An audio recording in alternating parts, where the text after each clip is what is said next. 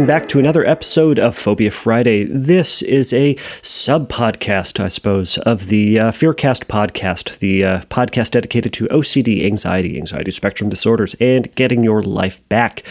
I am the host, Kevin Foss. I'm a licensed clinician, and I specialize in the treatment of anxiety and OCD. So I hope everybody out there is doing well today.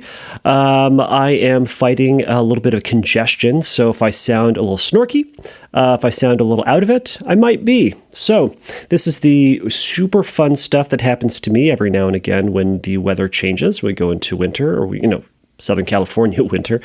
And the fun game, though, is whether it's just congestion or COVID.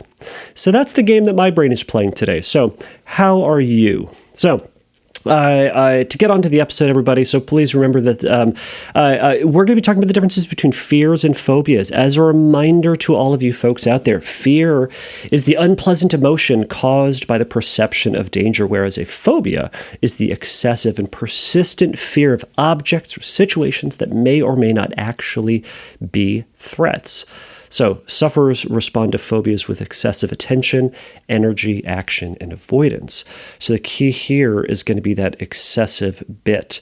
So it is perfectly normal and understandable and reasonable and human to have fear. Phobia is a psychological condition that we experience when we have too much of it, when we're responding too much, when what we are experiencing or responding to it is excessive, as I previously mentioned.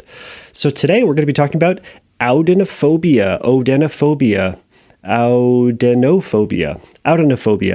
I have yet to figure out how I'm going to actually pronounce this. I think I've tried to pronounce all the other ones unsuccessfully, probably. But this one I'm going with, Oudenophobia. That sounds about right.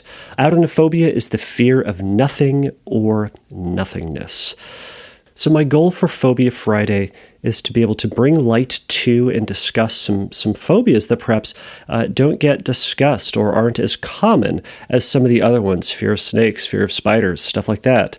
So the fear of nothing or nothingness is something that people absolutely do experience, however, does not get the airplay or the conversation that these others do. So what we're going to try to do is, with all the other Phobia Friday episodes, we're going to talk a little bit about what it is, we're going to talk a little bit about how it impacts people, and then most importantly, what we can do about it, how we can overcome it, how we can challenge it, and how we can get back to a life that we actually like, despite the reality that we may have this fear. So our brains can just be worried about anything. They can latch on to anything and have a phobic or feared or fight or flight response to anything. Some of them get super fancy fun names, some of them don't. Now, remember that Oudenophobia, I'm going to mess this up a bunch. That is not the diagnostic name. It would just simply be a phobia. But colloquially, I suppose we would call it Oudenophobia, or the fear of nothingness. Now, this is going to be sometimes called nilophobia or nilophobia, and sometimes it's also related to the fear of the number 0, and ultimately that represents nothingness. So as with all this, or all these episodes, I try to do a little bit of research on this, and I found this quote to be really interesting. This is on the Phobia Wiki. So this is a quote from one of the people commenting on this. They say, "To me, the fear of nothingness is more of an existential thing. I used to, and still do sometimes, have a recurrent nightmare. When I'm walking through my city around noon, there is nobody. No cars, no people, no animals. All the buildings have their lights on. Everything is quiet. It's horrible. Sometimes I think about space. There's so much emptiness. It's all black. It seems like there's nothing." So I think that kind of encapsulates a little bit about how some people experience this fear, just thinking about the openness, the emptiness, the absence. And that can feel really disconnected, and it can give people the heebie-jeebies and give people a really uncomfortable and I'll dare say an ominous feeling. And sometimes there's a story associated to that. What that means for you, what that means for them, whatever it is. And that story can cause folks to have that really uncomfortable phobic response. Now, that previous quote, by the way, I should point out that Oudenophobia, it's going to be different than autophobia, which is the fear of being alone, which could obviously be associated with social phobia or social anxiety. But again, Oudenophobia is the fear of nothingness, of emptiness, of a void. Now, I have worked with folks in the past who have had this fear somewhat related to death and the worry that after they die that there is just simply nothing. So not that there's no afterlife, and not kind of a religious Scroop sort of feel where they're worried about what the afterlife is going to be like and whether or not they're going to, heaven or hell, if that's something that you believe in or whatever they believe in, but that there's just nothing. Now, for my atheist friends out there, you're probably going, yeah, that's what it is. But regardless of what it is or isn't, that idea to somebody with Oudenophobia creates that heebie-jeebies. What is nothingness? And to that point, if you have this fear, I want to validate this fear, because we can validate these fears, right? Snakes are scary sometimes, right? If a dog bites you, it's going to hurt and you could get sick maybe, right? Some things are scary. But I want to also point out that all we know as people is something. We all know that there is a something out there, right? So because for all of our life, we've known that there is to be something, either that we touch, there is a sound, there's a feeling, there is an emotion, there is a person, whatever, right? Because even if we're in a sensory deprivation kind of contraption, well, we can still hear our heartbeat and hear our breathing and feel that breathing. So in other words, there's always something. You and I as people fear the unknown. The unknown is scary because it comes with it a lot of questions. What's there? Will it cause pain? How can I avoid it? Will that ever end? Will anything ever end? Right? These questions about the unknown really spark our brain to go into a questioning process. This is one of the wonderful, terrible things about our brain, is that we try to figure out these problems, right? My dog doesn't care about nothingness. My dog just knows that I'm there or not there, and whatever, she'll figure it out. But we as dumb humans think about this stuff and worry about it. And then when we start worrying about it as if it's a problem, our brain goes, oh my God, maybe this is a problem. Maybe we should really be worrying about this. And then it starts to create more of that fight or flight. And then it goes, all right, we got to figure this out right now or else, right? So we can get ourselves caught up in that cycle.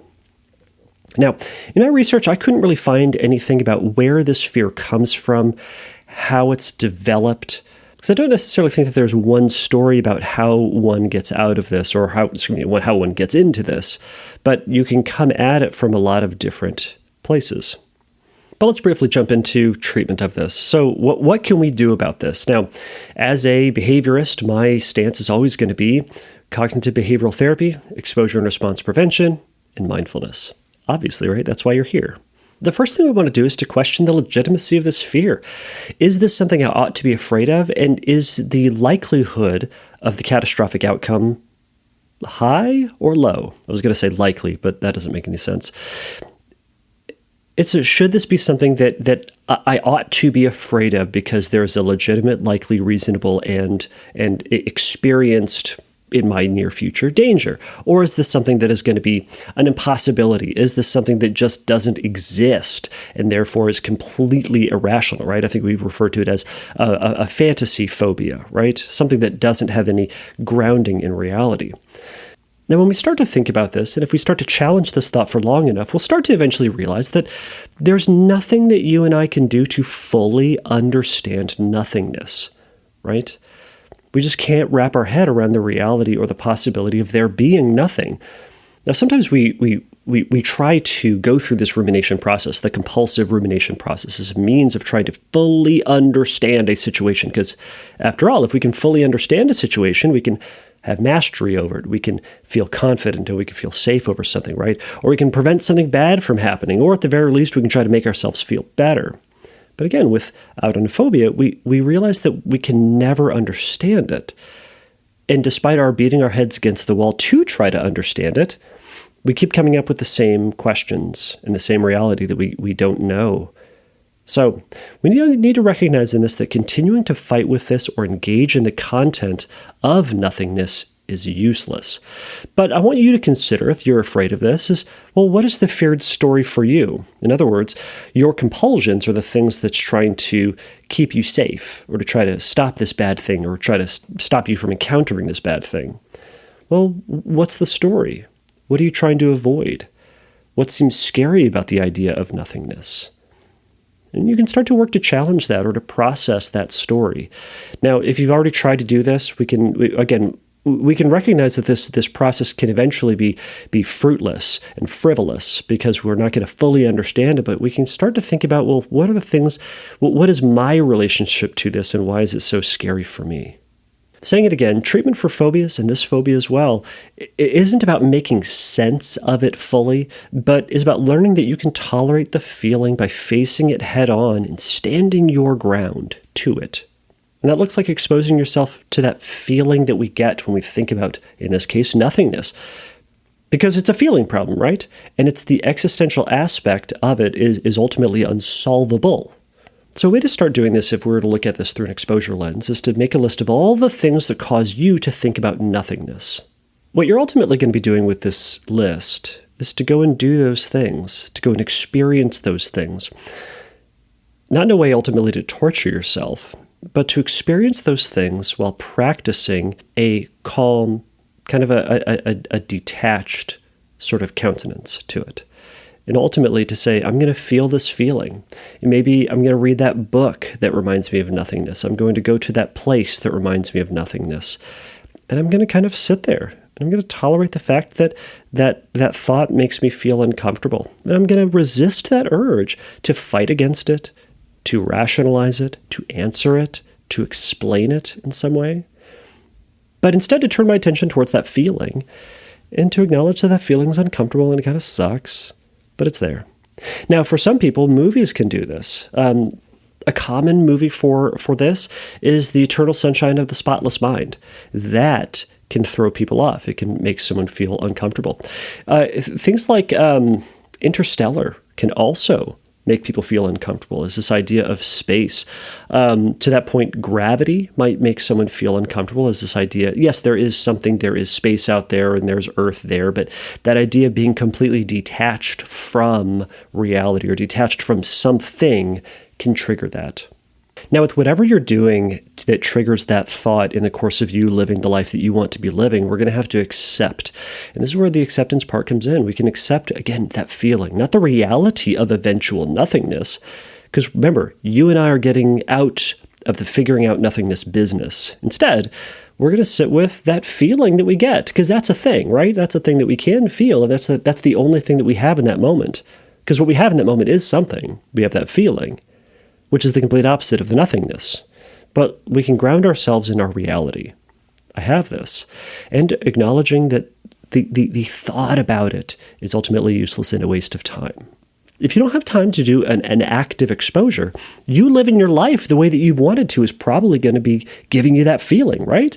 So, in the course of you doing that, practice shifting your attention and grounding yourself in the here and now. So thinking about, what do you feel physically? What does your body feel? Do you feel tingling anywhere? Do you feel hot, cold, tightness? Is it moving around in your body? What do you think right now? Are you having racing thoughts? What sort of mental images pop up in mind? Is it just blackness?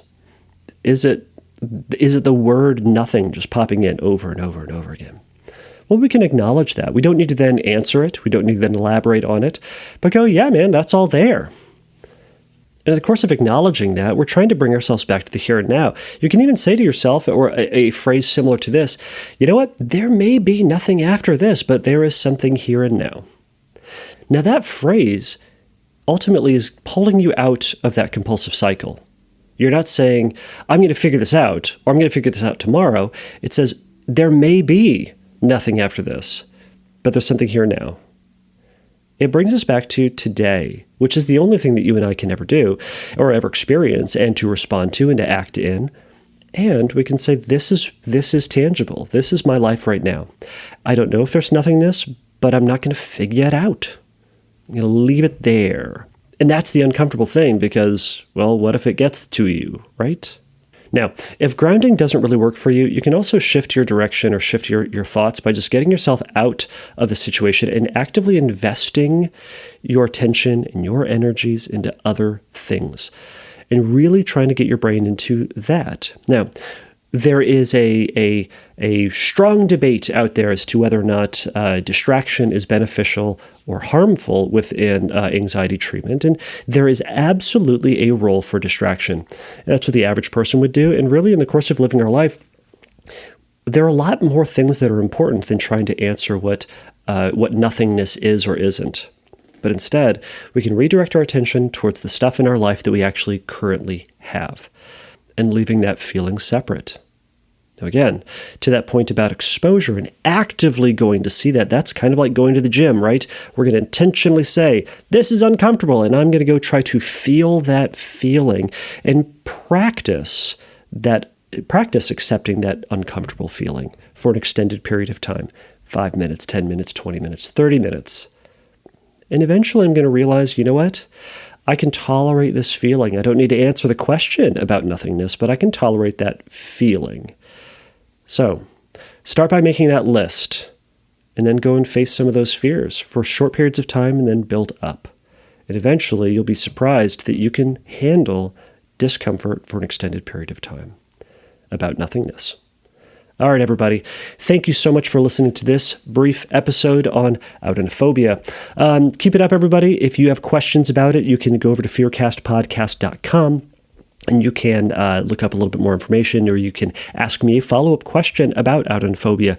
Please remember as well that the Fearcast is not substitute for psychotherapy. If you have questions about how to approach treatment or how to get into treatment for yourself, you can go over to fearcastpodcast.com, and you can go to the Find Help link, and you can find some helpful stuff there. All right, everybody, until next time, take a risk, challenge yourself, and don't take your brain too seriously.